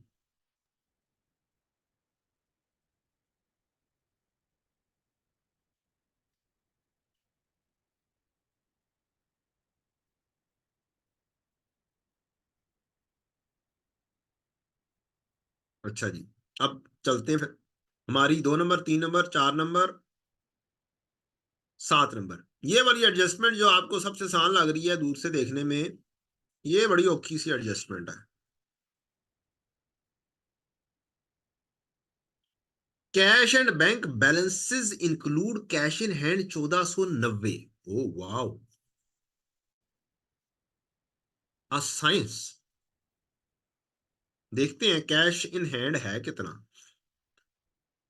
कहता है जी कैश इन हैंड है जी हमारे पास, अल्लाह भला करे, 14,600। 14,600 कैश एंड बैंक, लेकिन एक प्रॉब्लम हो गई है। अगर हम गौर से देखें तो ये 14,600 जो है ये क्रेडिट बैलेंस है, मैंने कहां पे लिख दिया है, डेबिट में। इसका मतलब है ये 14,600 लोन टाइप का है, माइनस में है, ओवरड्राफ्ट टाइप का है। और 14,600, अब इसकी साइंस सब डील कर लेते हैं। ये इसका मतलब है गलत लिखा गया, 14,600 यहां पे नहीं लिखा जाना चाहिए, माइनस में है, क्रेडिट में है। तो हम इसे कहां पे जाके लिखेंगे, बैंक के ओवरड्राफ्ट में जाके लिख देंगे। ये ले जनाब, ये सीधा सीधा सा 14,600 पेबल था, मैंने इधर ले लिख दिया।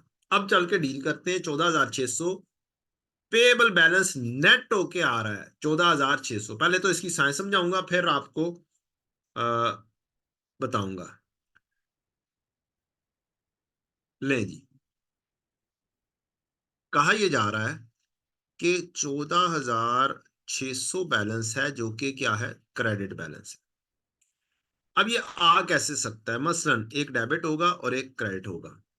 क्रेडिट फर्ज करते हैं 15,000, तो इसका मतलब है डेबिट 400 होगा, ये 14,600 हो गया नेट होके।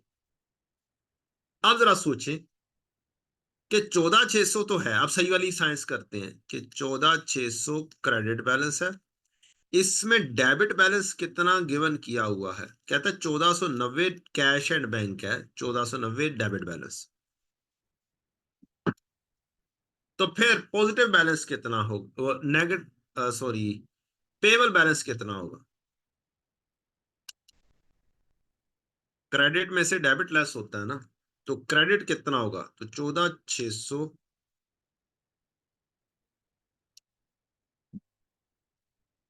जमा 1490।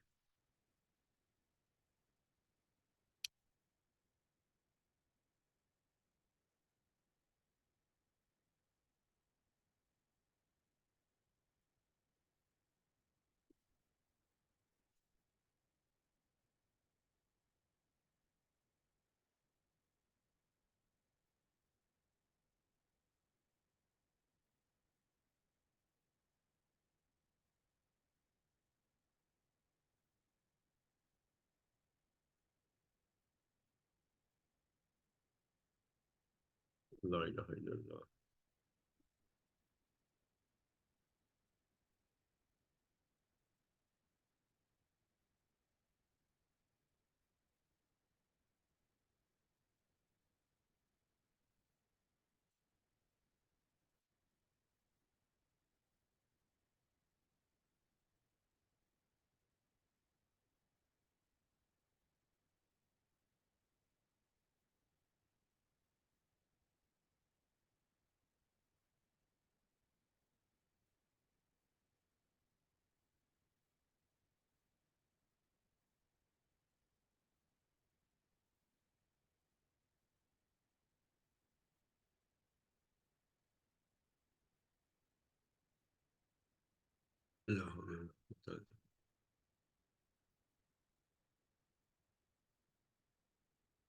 ना,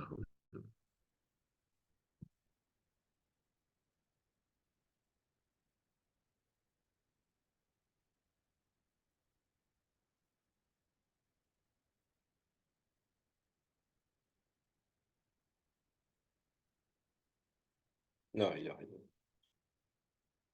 अच्छा जी, सवाल ये पूछा गया बैंक ओवरड्राफ्ट क्या होता है। तो बेटा, अगर आपके पास आपके बैंक अकाउंट में 500 रुपया पड़ा हो या आपकी जेब में 500 हो और आपने किसी को पेमेंट देनी हो और आपके पास अपने पैसे ना हो, तो आप क्या करते हैं, छोटा सा उधार ले लेते हैं अपने दोस्त से।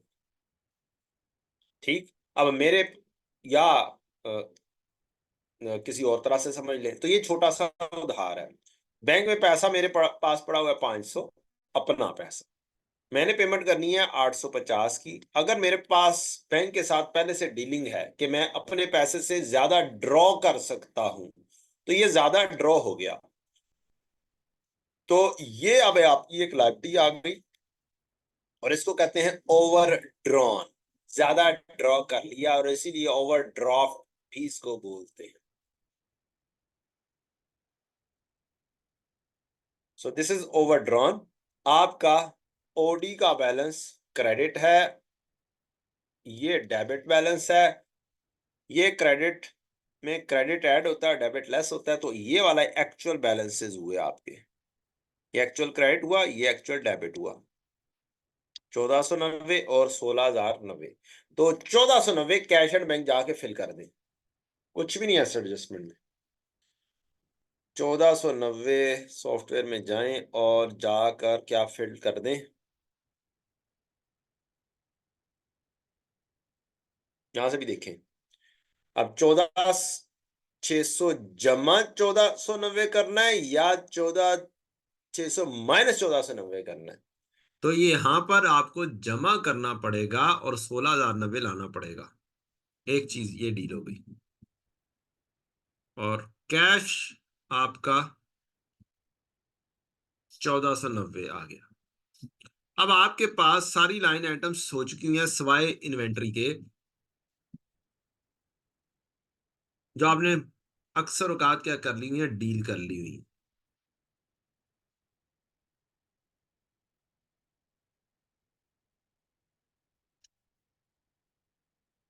अब अगर जेन्युइन मशवरा लें तो इस लेवल पर आपको इन्वेंट्री की एडजस्टमेंट जरूर पढ़ लेनी चाहिए, लेकिन करनी पहले डेप्रीसिएशन करनी चाहिए, या अगर इन्वेंट्री आसान है तो इन्वेंट्री का कर दें। क्यों करनी है पहले इन्वेंट्री? इस वजह से कि डेप्रीसिएशन एक ऐसी चीज है जिसके अंदर इन्वेंट्री से भी एंट्री आ सकती है, जैसे पीपीई डेबिट और इन्वेंटरी क्रेडिट, या फिर परचेजेस क्रेडिट अगर सिस्टम आपका पीरियोडिक हो। तो अगर हम अपनी ही मशीनरी खुद यूज करना शुरू कर दें तो ये डिपेंड करता है कि आपका बिजनेस किस चीज का है। अगर कोई मशीनरी टाइप का है फिर ये वाली एंट्री आएगी, अगर मशीनरी टाइप का है ही नहीं बिजनेस फिर कितों आनी है entry. Cost of closing inventory in hand on 31 नंबर 20 अमाउंटेड टू रुपीज 92,600। 92,600 आपकी क्या है? कॉस्ट है। Physical inventory count reveal that goods costing 2850 were returned by a credit customer for which no entry has been made. Oh wow. These goods were sold for 3300 की बेची थी on credit in last week of December 20। VT determined that these goods are out of fashion and can be sold at 70% of original selling price and after incurring cost of sell of 240। अच्छी adjustment है, very good adjustment, step by step करने वाली है। क्या step by step करने वाली है? कहते हैं cost of inventory in hand जो मेरे पास मौजूद है वो 92,600 की है, ठीक हो गया, साइड पे होगी कहानी। कहता है फिजिकल इन्वेंट्री में जब हमने गिना तो हमारे पास कुछ चीजें पड़ी हुई मिली जिनकी कॉस्ट थी 2850। ये कस्टमर से रिटर्न होके आई हुई थी। हमने पूछा ये कौन सी हैं, ये इजाफी क्यों आ रही हैं, स्टॉक में आपके आ नहीं रही, जो आपका कैलकुलेशन वाला है एक्चुअल में पड़ी हुई है। तो उनका अच्छा, हाँ इसकी तो एंट्री करना नहीं भूल गए हो। तो फिर अब एंट्री कर दो। क्या एंट्री होनी है? एंट्री सेल से होनी है। देखा ना ये पड़ेगा कि आपका सिस्टम कौन सा है, पीरियोडिक और परपेचुअल। कैसे पता चलेगा? क्वेश्चन में कुछ नहीं लिखा हुआ तो आपको साइंस से पता चलेगा कि जी आपके ट्रायल बैलेंस में क्या चीज आ रही है। ट्रायल बैलेंस में अगर परचेजेस आ रही है तो इसका मतलब है पीरियोडिक सिस्टम है। परचेजेस आ रही है, पीरियोडिक सिस्टम। अगर ट्रायल बैलेंस में कॉस्ट ऑफ सेल आ रहा है इसका मतलब है परपेचुअल सिस्टम है। और भी एक कंडीशन होती है, अभी मैंने एक बताई है, बाकी दो इंशाल्लाह बड़ी डिटेल में जो डिस्कशन होगी। पहले सॉफ्टवेयर वाली कहानी जरा बाकी की सिखा लूं मैं। अब सेल्स रिटर्न पीरियोडिक सिस्टम है तो आपकी एंट्री एक तो सेल्स रिटर्न की नहीं हुई, सेल्स रिटर्न डेबिट और डेटर क्रेडिट। वाओ, जो हमने कहा था ना, ओ यस, डेटर में कोई ना कोई एडजस्टमेंट आ सकती है, तो इन्वेंट्री में से डेटर के अंदर भी एडजस्टमेंट आ सकती है, इसीलिए कहा प्रोविजन की एंट्री एंड पर करो। यहां पर इस वजह से कर दी कि उसने हमें क्लोजिंग बैलेंस बता दी है, डिक्रीज्ड टू बता दिया, इसलिए कर दी, अदरवाइज नहीं करनी थी। प्रोविजन को पेंडिंग कर देना था, बैड डेट वगैरह की एंट्री कर देना थी और प्रोविजन को क्या कर देना था, पेंडिंग कर देना था। सेल्स डन डेबिट और डेटर क्रेडिट। कितने से? 3300 से। अब जूं ही आपने ये एंट्री लिखी है ना, जाए जाके सॉफ्टवेयर में इसकी सेटिंग कर दें। मार्क्स जितने होते हैं ना अचीव करें। डेटर, सेल्स रिटर्न डेबिट और डेटर क्रेडिट। हमने यहाँ पर डेटर में देखा था कि 3300 की भी कहानी आ रही है। ओ यस, 1200 की भी आनी है और 3300 की भी आनी है। लाइन आइटम पूरी हो गई, मार्क्स सही हो गए। जब मैं नहीं आए थे, अंदाजा था हमें कि यार एक आ सकती है, सोचा था कि एडजस्टमेंट की एंट्री से पता चल रहा है कि एक एडजस्टमेंट और हो सकती है इसकी। तो ट्रेड रिसीवेबल में ये भी ठीक हो गया। और एंट्री थी सेल्स रिटर्न, तो सेल्स रिटर्न का मतलब है सेल्स में से लेस होना ना। रेवेन्यू तो अभी आपने सिलेक्ट ही नहीं किया। ट्रेड रिसीवेबल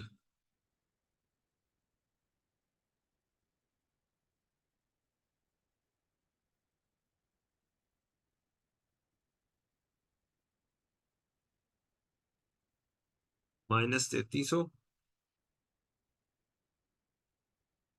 या आप अपने रफ पेज पे ये सारी कहानियां कर सकते हैं, no problem at all. Revenue 543,300। तो रेवेन्यू में सेल्स रिटर्न क्या हुई है? डेबिट हुई है। सेल्स में से सेल्स रिटर्न लेस होती है, लिहाजा आपने क्या करना है? माइनस करना है -3300। ओ, गलती हो गई, कंट्रोल Z।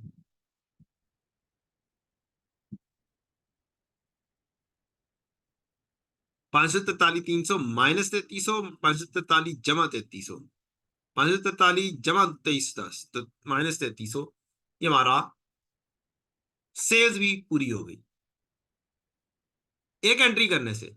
हम रुके बैठे रहते हैं यार, पूरी एडजस्टमेंट कर लेंगे फिर होगा काम, पूरी एडजस्टमेंट कर लें। और एक लाइन आइटम पूरी हो रही है, मींस दो लाइन आइटम पूरी, 3 मार्क्स, 1.5 मार्क्स पूरा आपका। खुदारा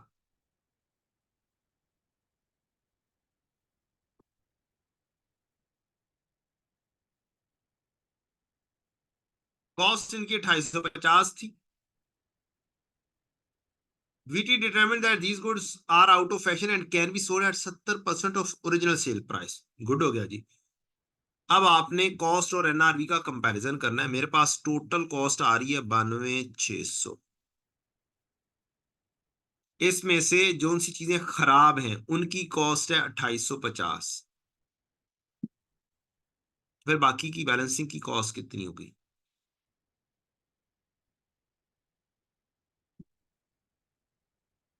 92,600 -2850। बाकी होंगी 89750, 89750। इसको करने के दो तीन तरीके हैं। यह आपकी आ गई कॉस्ट, NRV का कंपैरिजन करना है आपने। NRV इसकी बननी है ओरिजिनल सेल प्राइस का 70%, 3300 का 70% इंटू 0.7, 2310। लो जनाब, NRV पता चल गई। सेल प्राइस में बेचा जा सकता है after incurring the cost to sell 240। Sale price मिली, इसमें से 240 भी लेस कर दोगे, ये NRV हो जाएगी। 2310 में बेचा जा सकता है, -240 मीन 2070 में बेच सकते हो। ये आपकी NRV है, जबकि NRV आपकी होती है sale price minus cost to sell minus cost to complete.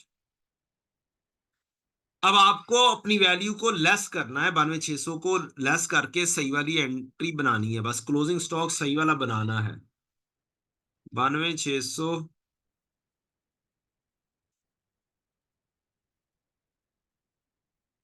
में से 2850 लेस कर दो और जमा कर दो 2070, जो उसकी NRV है।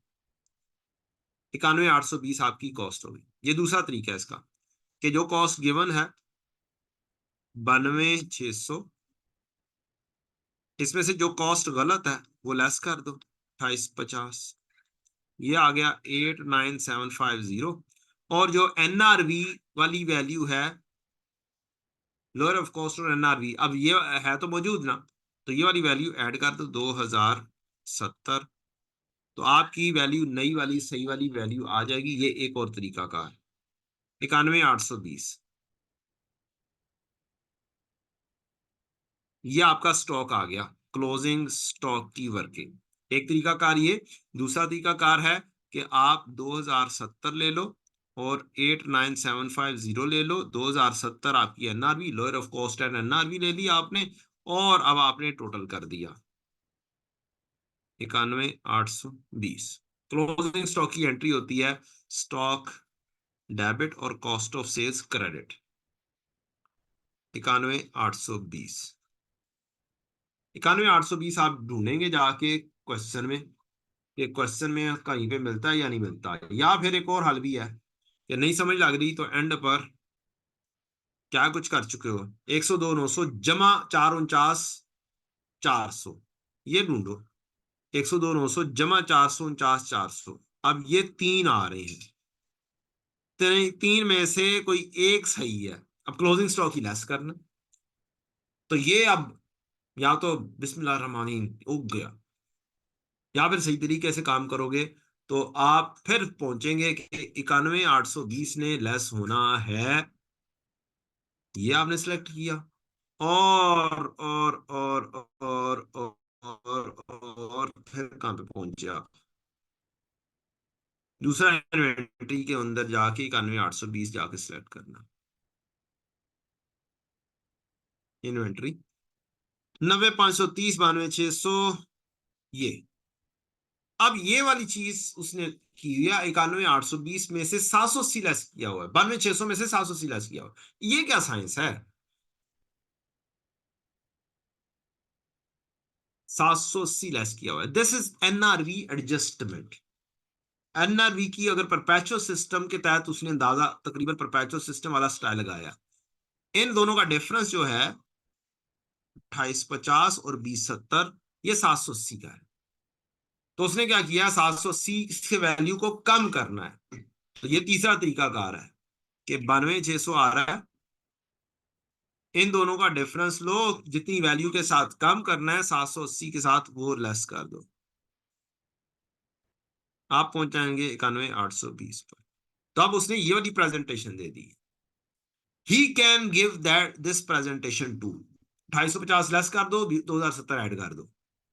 तो ये भी कर सकता था, वो ये भी कर सकता था 2070 जमा 89750, कोई भी ऑप्शन सही वाली दे सकता था, लेकिन ज्यादा चांसेस इन दो एडजस्टमेंट्स के देने के हैं, इन दो तरीकों से। तो सारे तरीके आपको आने चाहिए हैं। अब आपने सारी एडजस्टमेंट्स कर ली, आप पीपी की भी एडजस्टमेंट कर दें।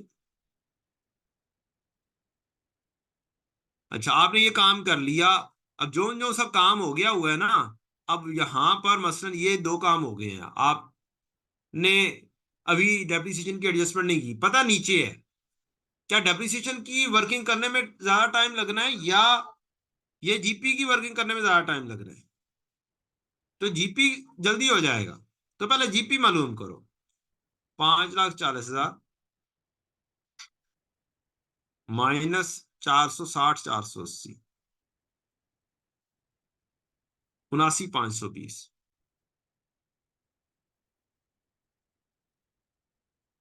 आपके साथ लेंगे एडमिन डेप्रीसिएशन, अब डेप्रीसिएशन नहीं हुआ,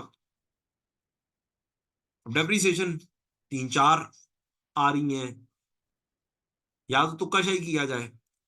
अब तुक्काशाही करने का भी तरीका कार हो सकता है कि यार डेप्रीसिएशन है, इसका लिंक एसेट से है, एसेट में जाकर देखो एसेट में क्या वैल्यूज दी गई है, क्या चीज लेस की गई है। तो यहाँ पे भी आप देख के परेशान हो जाएंगे कि यार इतनी ज्यादा एडजस्टमेंट्स नजर आ रही हैं, इतनी ज्यादा ऑप्शन नजर आ रही हैं। एक ऑप्शन तो है ना 97,500 माइनस 26,250, वो तो ओपनिंग एक्यूमुलेटेड डेप्रिसिएशन, तो ये भी हो सकती है। ये भी हो सकती है। अब जिस अंदाज से यहां पे सिलेक्ट करो उसी अंदाज से वहां पे जाके सिलेक्ट करो, ये पॉसिबिलिटी हो सकती है रफ वर्क करने में, कि 26,250 तो ओपनिंग एक्यूमुलेटेड है, मजीद कोई और भी एंट्री पास की हो उसने। तो ये तुक्का लगाने का तरीका भी आपको बता दिया कि अकलमंदी, तुक्के से भी तुक्का भी लगाना है तो अकलमंदी के साथ लगाना है। अब डेप्रीसिएशन है कितनी और क्या क्या कुछ है, 102,900 थी, और डेप्रीसिएशन की एडजस्टमेंट 5 नंबर एडजस्टमेंट थी। टाइम हो गया नमाज का, इसलिए मैं इस वक्त क्या करने लगा हूँ, क्लोज, वो लेट हो गई है। पहले बड़ी मुश्किल से मिलनी है जमात, तो डेप्रीसिएशन की कहानी सिर्फ रह गई है। डेप्रीसिएशन आप कैलकुलेट कर लीजिएगा, खुद वर्किंग कीजिएगा। इंशाल्लाह मुलाकात करते हैं, अगर एक और सेशन करना हुआ तो एक और सेशन भी कर लेंगे कम से कम, लेकिन नमाज तो पढ़ें, उसके बाद आके देखते हैं। ठीक है, पास में लग गई। मैं सेशन ऑफ नहीं कर रहा, आप भी बेशक ना करें, मैं सिर्फ सिर्फ रिकॉर्डिंग स्टॉप कर रहा हूँ।